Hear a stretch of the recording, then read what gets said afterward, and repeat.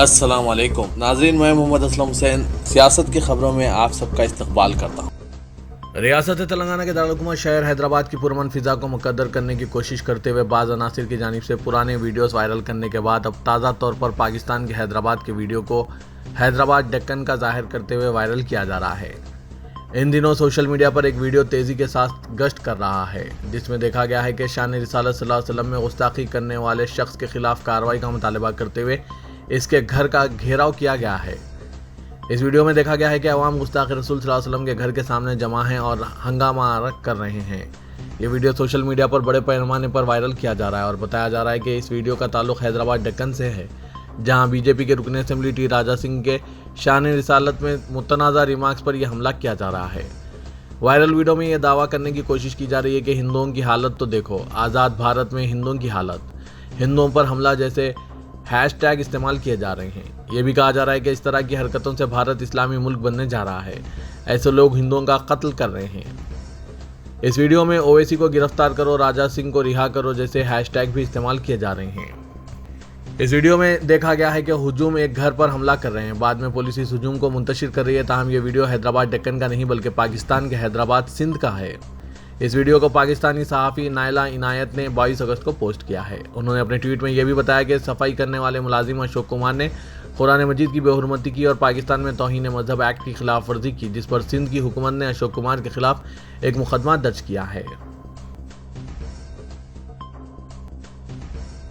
बॉलीवुड अदाकार और फिल्म निखात कमाल आर खान एक बार फिर सुर्खियों में छाए हुए हैं। KRK को मलाड पुलिस ने गिरफ्तार कर लिया है। तनाज़ात में घिरे KRK के खिलाफ मलाड पुलिस स्टेशन में शिकायत दर्ज कराई गई थी, जिसके बाद पुलिस ने मंगल की सुबह इसे अपनी तहवील में ले लिया है। कमाल आर खान अपने एक ट्वीट की वजह से मुश्किल में है। बताया जा रहा है कि KRK के खिलाफ यह कार्रवाई एक मुतनाज़ा ट्वीट की वजह से की गई है। मलाड पुलिस ने कमाल आर खान को एयरपोर्ट से हिरासत में लेकर पूछगछ के बाद गिरफ्तार कर लिया। कमाल आर खान को साल 2020 में दर्ज मुकदमे में मुंबई एयरपोर्ट से गिरफ्तार किया गया है। KRK पर सोशल मीडिया पर मजहब के बारे में मुतनाज़ा ट्वीट करने का इल्ज़ाम है। KRK के खिलाफ शिकायत युवा सेना के रुकन राहुल कनाल ने की थी। इसे आज बोरेवली की अदालत में पेश किया जा रहा है। अडानी ग्रुप के चेयरमैन गौतम अडानी हिंदुस्तान के साथ साथ एशिया के सबसे अमीर तरीन शख्स में शामिल हो गए हैं। चंद साल पहले अगरचे दुनिया में बहुत से लोग इनका नाम नहीं जानते थे, लेकिन अब पूरी दुनिया इन्हें जान चुकी है। अब गौतम अडानी ने असासे-जात के मामले में एक नया रिकॉर्ड बना लिया है। ब्लूमबर्ग बिलियनर्स इंडेक्स के मुताबिक गौतम अडानी अब दुनिया के तीसरे अमीर तरीन शख्स बन गए हैं। अडानी ऐसा करने वाले पहले एशियाई ताजिर हैं। ब्लूमबर्ग बिलियनर्स इंडेक्स के मुताबिक अडानी ने अब लोटस वुडन के CEO और चेयरमैन अर्नोल्ड को पीछे छोड़ दिया है। इंडेक्स के मुताबिक अडानी की मजमूई मालियत इस वक्त बढ़कर $137 बिलियन हो गई है। अब अडानी ग्रुप के चेयरमैन से आगे सिर्फ टेस्ला के CEO एलन मास्क और अमेजॉन के बानी जेफ बेजोस ही आगे हैं। मास्क की मजमूई मालियत इस वक्त $251 बिलियन, जबकि जेफ बेजोस की इस वक्त मजमूई मालियत $153 बिलियन है। सुप्रीम कोर्ट ने कहा है कि तलाक हसन की दस्तूरी हैसियत के बारे में फैसला करने से कबल इस तलाक से मुतासरा 2 ख्वातीन को राहत की फराहमी पर इसकी असल तवज्जो है। तलाक हसन मुसलमानों में तलाक की वो शक्ल है जिसमें एक शख्स 3 माह के दौरान हर हैज के बाद अपनी बीवी को एक तलाक देता है। जस्टिस SK कौल और जस्टिस अभय कोका पर मुश्तमिल बेंच ने दरख्वास्त गुजारों के शोहरों को फरीक बनाते हुए दरख्वास्त पर इनका जवाब तलब किया। बेंच ने कहा कि हम समझ रहे थे कि आप अपने लिए इमदाद चाहते हैं। हम इस मरहले पर शोहरों को नोटिस जारी करेंगे। हमारी तशवीश बड़े मसले से कतई नज़र बाज़ औक़ात फरीकीन को राहत पहुँचाने पर होती है। बेंच ने कहा कि हमारे सामने 2 लोग हैं जिन्हें राहत की ज़रूरत है और हमें तशवीश है। हिंदुस्तान के दस्तूर में हर मजहब के मानने वालों को अपने अपने इबादतों का हक हासिल है और हर कोई अपने अपने अकीदे और अपने मजहब के हिसाब से इबादत करते हैं, चाहे वो कहीं भी हो। पूरे मुल्क में अब तक तो ऐसा ही चला आ रहा है, लेकिन अब कुछ दिन से मुल्क में नमाज को लेकर तनाज़ात पैदा किए जा रहे हैं। पहले सड़कों पर नमाज का मसला उछाला गया, फिर कारोबारी इदारों में नमाज ना पढ़ने का मुतालबा किया गया, हत्ता कि अब किसी मुसलमान को उसके घर में नमाज अदा करने पर भी एतराज़ात शुरू हो गए हैं। आगे आगे हमारे कायदीन की ऐसे ही खामोशी रहेगी तो इस पर क्या होगा? आप हमारे न्यूज़ के नीचे दिए गए कमेंट बॉक्स में अपने ख्यालात शेयर कीजिएगा। वाज़ेह कि उत्तर प्रदेश के मुरादाबाद में एक मकान में बाजमात नमाज अदा करने पर 26 अफराद के खिलाफ मुकदमा दर्ज किया गया है। इत्तलात के मुताबिक अहदेदारों से इजाज़त के बगैर वहां नमाज अदा की जा रही थी और पड़ोसी भी इसके खिलाफ थे। यह वाक़या मुरादाबाद ज़िले के छाजलत इलाके में पेश आया। एसपी मुरादाबाद संदीप कुमार ने बताया कि 24 अगस्त को 2 मुकामी देहातों के मकान में कई अफराद किसी नोटिस के बगैर जमा हुए और नमाज अदा की। इन्हें माजी में भी मुतनबा किया गया था कि वो घर में इस तरह बाजमात नमाज अदा ना करें, क्योंकि पड़ोसियों ने इस पर एतराज जताया है। एसपी कुमार ने बताया कि ताज़रात हिंद की दफ़ा 505(2) के तहत एक FIR दर्ज की गई है, जिसका ताल्लुक मजहबी इबादत की शक्ल में शरअंगेज़ी है। 16 अफराद की शिनाख्त कर ली गई है और 10 नामालूम अफराद के खिलाफ भी मुकदमा दर्ज किया गया है। सुप्रीम कोर्ट ने रियासत कर्नाटक के तालीमी इदारों में हिजाब पर पाबंदी बर्खास्त करने से इनकार के कर्नाटक हाई कोर्ट के फैसले को चैलेंज करती दरख्वास्तों की समाअत में इल्तवा चाहने वाले बाज़ दरख्वास्त गुजारों पर जमकर तनकीद की और कहा कि वो इस किस्म की फॉर्म शॉपिंग की इजाज़त नहीं देगी। मुल्क की सबसे बड़ी अदालत ने हुकूमत कर्नाटक को नोटिस जारी किया और कहा कि इस मामले में दरख्वास्त गुजारों ने बार बार जल्द समाअत चाहिए और जब लिस्टिंग हुई तो एक मकतूब गश्त कराया गया जिसमें इल्तवा चाहा गया। जस्टिस हेमंत गुप्ता और जस्टिस सुधांशु धोलिया पर मुश्तमिल बेंच ने कहा कि यह नाकाबिल कबूल है। आपने बार बार जल्द समाअत चाहिए, अब लिस्टिंग हो गई है तो आप इल्तवा चाहने लगे हैं। बहस के लिए कल आ जाएं, हम कल आपकी बात सुनेंगे। सॉलिसिटर जनरल तुषार मेहता ने कर्नाटक की तरफ से पेश होते हुए कहा कि इस मामले में अब एक मकतूब ज़ेर गश्त है। उन्होंने कहा कि दरख्वास्तों पर अगर नोटिस जारी कर दी जाए तो कम से कम एक मरहला तो तय हो जाएगा। सुप्रीम कोर्ट ने केरला के सहाफ़ी सिद्दीक कोप्पन की दरख्वास्त जमानत पर हुकूमत उत्तर प्रदेश से जवाब तलब किया है। इन्हें अक्टूबर 2020 में हाथरस जाते हुए गिरफ्तार किया गया था, जहां इज्तिमाई इस्मत रेजी के बाद एक दलित खातून की मौत हो गई थी। चीफ जस्टिस उदय उमेश ललित और जस्टिस S रविंदर भट्ट पर मुश्तमिल बेंच ने हुकूमत उत्तर प्रदेश के महकमा दाखिला से कहा कि वो सिद्दीक कोप्पन की दरख्वास्त पर 5 सितंबर तक जवाब दाखिल करें। अदालत ने सहाफ़ी की दरख्वास्त जमानत पर ख़तई समाअत आइंदा हफ्ते जुमे के 4 दिन बाद मुकर्रर की है। इब्तिदा में सीनियर एडवोकेट कपिल सिब्बल ने सिद्दीक कोप्पन की जानिब से पेश होते हुए कहा कि सहाफ़ी अक्टूबर 2020 से जेल में हैं और इन पर दहशतगर्दी की सरगर्मियों में शामिल होने का इल्ज़ाम लगाया गया है। चार्जशीट में इल्ज़ाम है कि पॉपुलर फ्रंट ऑफ इंडिया ने इन्हें दहशतगर्द सरगर्मियों के लिए 45,000 रुपये दिए थे। इन पर ममनुआ सरगर्मियों की रोकथाम से मुताल्लिक़ कानून UAPA के तहत भी मुकदमा दर्ज है। ये महज इल्ज़ामात हैं। वज़ीर दिफा राजनाथ सिंह ने कहा कि महात्मा गांधी के बाद वज़ीर आज़म नरेंद्र मोदी वाहिद लीडर हैं जिन्होंने अवाम के जज्बात को समझा है। वो राज तौर पर अवाम से जुड़ते हैं जो बदले में इन पर एतबार करते हैं। नई BJP के मुअम्मर के मौजू पर किताब की रस्म इजरा अंजाम देते हुए राजनाथ सिंह ने वज़ीर आज़म नरेंद्र मोदी की हुक्मरानी और तंजीमी सलाहियतों की सताइश की और कहा कि मौजूदा सियासत में कोई इनके बराबर नहीं है। राजनाथ सिंह ने कहा कि मोदी ने BJP को इंतखाबात जीतने वाली मशीन बना दिया है और इसके लिए नज़रियात पर कोई मुफाहिमत नहीं की। महाराष्ट्र में NCP सरबरा शरद पवार ने BJP और गैर BJP रियासतों में पार्टी तोड़ो हुकूमत करो की पॉलिसी पर अमल पैरा होने का इल्ज़ाम आयद करते हुए मुतनबा किया कि यह मुल्क की जमहूरियत के लिए ख़तरनाक है। इसके साथ ही उन्होंने इल्ज़ाम लगाया कि 2014 में इख्तिदार में आने के बाद से आज तक BJP ने अपना एक भी वादा पूरा नहीं किया है। वज़ीर आला एकनाथ शिंदे के गढ़ थाने में BJP को निशाना बनाते हुए उन्होंने जाफरानी पार्टी के वादा खिलाफियों की पूरी फहरिस्त अवाम के सामने पेश की।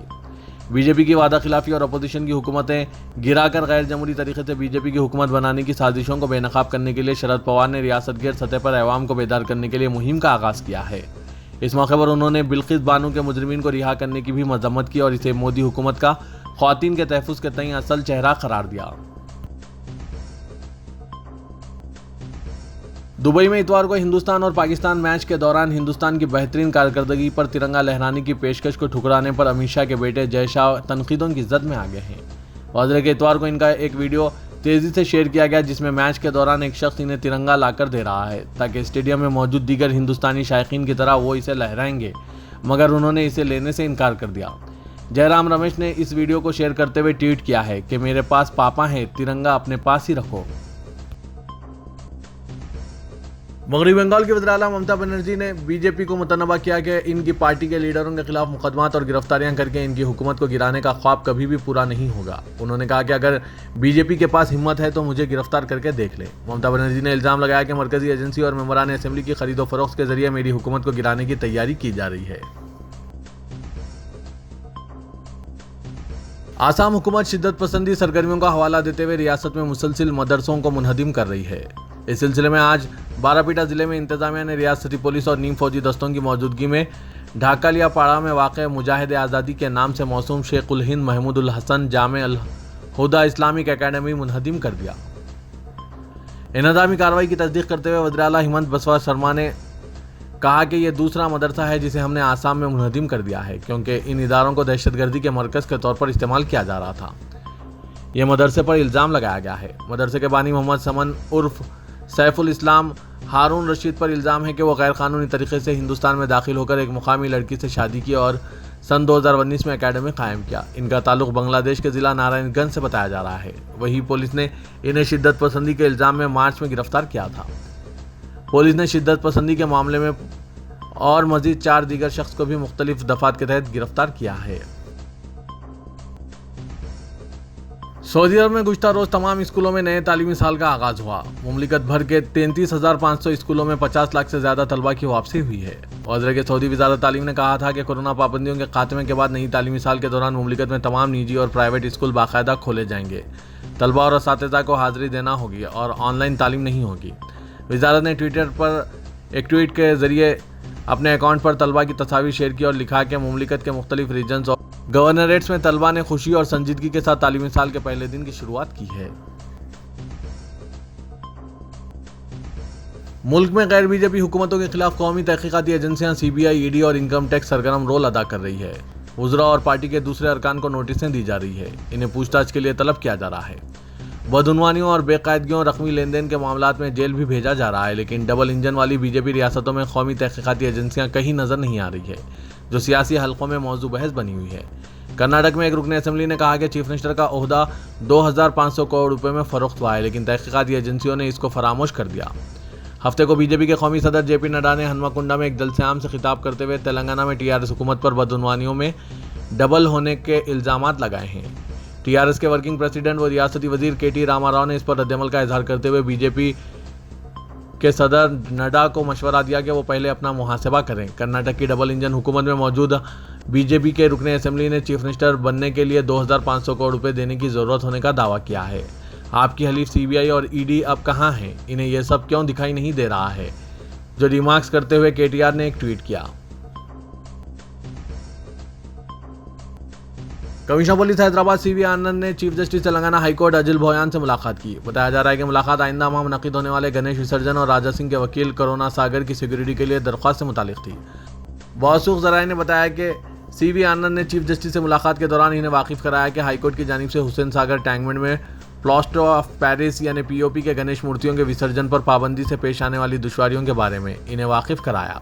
बताया जा रहा है कि कमिश्नर ने चीफ जस्टिस को यह वाकिफ कराया कि GHMC और हैदराबाद पुलिस की मुश्तरका कार्रवाई में जुमला 25 बेबी पॉन्ड्स आरजा कुंटा तैयार किए गए हैं, जिनमें संजीवा पार्क और दूसरा पीपुल्स प्लाजा नेकलेस रोड पर भी शामिल है। इस दौरान चीफ जस्टिस ने तेलंगाना हाईकोर्ट बार एसोसिएशन की जानिब से राजा सिंह के वकील के करुणा सागर को सिक्योरिटी फराहम करने से मुतालिक की गई दरख्वास्त के हवाले से इस पर गौर करने की हिदायत दी। करुणा सागर ने यह दावा किया है कि हालिया दिनों राजा सिंह के गुस्ताखाना रिमार्क्स केस में जमानत कराने के बाद इसे मुसलसिल धमकियां मौसूल हो रही है।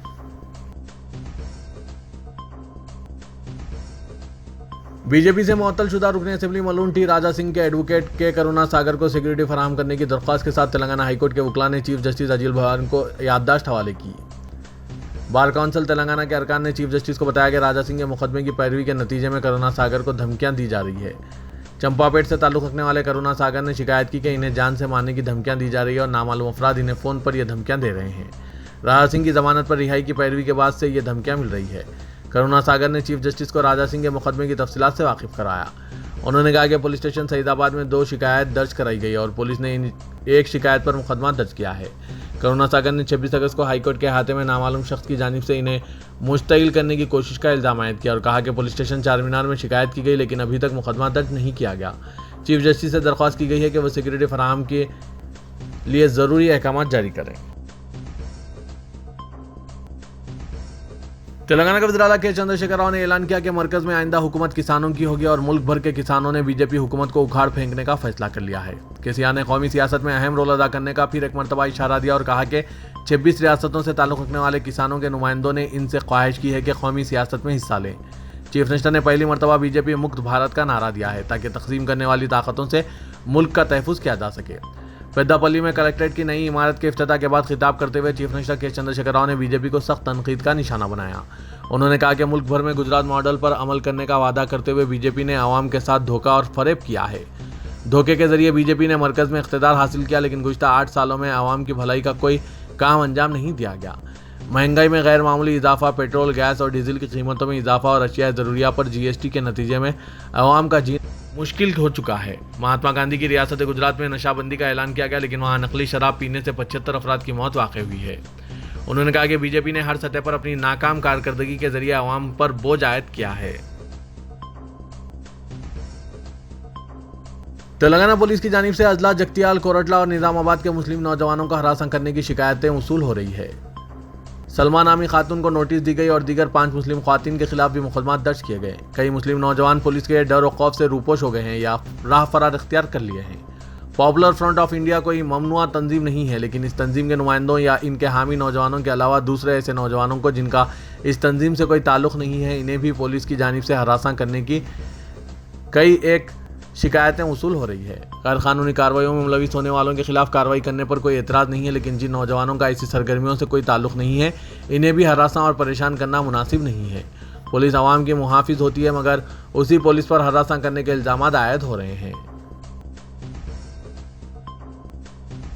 तेलंगाना पुलिस की जानिब से 10 रोज़ा गणेश उत्सव के दौरान 2 साल के वक्फे के बाद एहतियाती इक़दाम के तौर पर पड़ोसी रियासतों से ज़ायद पुलिस फोर्स को तलब करने का इम्कान है। इंटेलिजेंस की रिपोर्ट में गणेश उत्सव के दौरान शहर हैदराबाद के अलावा अजला के बाद हसास इलाकों में इम्कानी गड़बड़ का इंतबा दिया गया है। राजा सिंह की गिरफ्तारी के बाद बाज़ मफाद परस्तों की जानिब से मजहबी मसाइल को उठाया जा रहा है। इंटेलिजेंस अहदेदारों ने मुबैना तौर पर इस सिलसिले में एक रिपोर्ट तैयार करके हुकूमत को पेश की है। पुलिस की जानिब से शहर हैदराबाद में 300 इंतहाई हसास और 500 हसास इलाकों की निशानदेही की गई है, जबकि गणेश पंडाल्स की सीसीटीवी से निगरानी की जाएगी। रुकने पार्लियामेंट हैदराबाद व सदर मजलिस असदुद्दीन ओवैसी ने कहा कि हिंदुस्तान में मुसलमान अब घरों में भी नमाज नहीं पढ़ सकते। क्या अब नमाज पढ़ने के लिए भी हुकूमत या पुलिस से इजाज़त लेनी पड़ेगी? वज़ीर-ए-आज़म नरेंद्र मोदी को चाहिए कि वो इसका जवाब दें। कब तक मुल्क में मुसलमानों के साथ दूसरे दर्जे के शहरी का सलूक किया जाएगा? ओवैसी ने कहा, समाज में कट्टरपन इस हद तक फैल गया है कि अब दूसरों के घरों में नमाज पढ़ने से भी लोगों के जज्बात को ठेस पहुंच जाती है। मुसलमानों के साथ ये सरासर जुल्म और नाइंसाफ़ी है। सुप्रीम कोर्ट ने यह वाज़ेह कर दिया है कि नमाज कहीं भी पढ़ सकते हैं। अगर घर में नमाज पढ़ रहे हैं तो इस पर एतराज़ क्यों किया जा रहा है? अब तो चारों तरफ से मुसलमानों को दबाने की कोशिश की जा रही है। रुकने पार्लियामेंट हैदराबाद ने दारुस्सलाम में एक प्रेस कॉन्फ्रेंस से खिताब करते हुए ये बात बताई। ओवैसी ने कहा कि एक ज़ाती मकान में 1980 से नमाज अदा की जा रही है। वह अचानक नमाज पर पाबंदी की बात नाकाबिल फ़हम है। मुसलमान किसी की मजहबी इबादतों पर कोई एतराज़ नहीं कर रहा है। दस्तूर की दफ़ा 25 में मजहब पर अमल आवरी की आज़ादी हासिल है। मुकामी गाँव के जिम्मेदारों के साथ तय करके वहाँ नमाज अदा की जा रही है।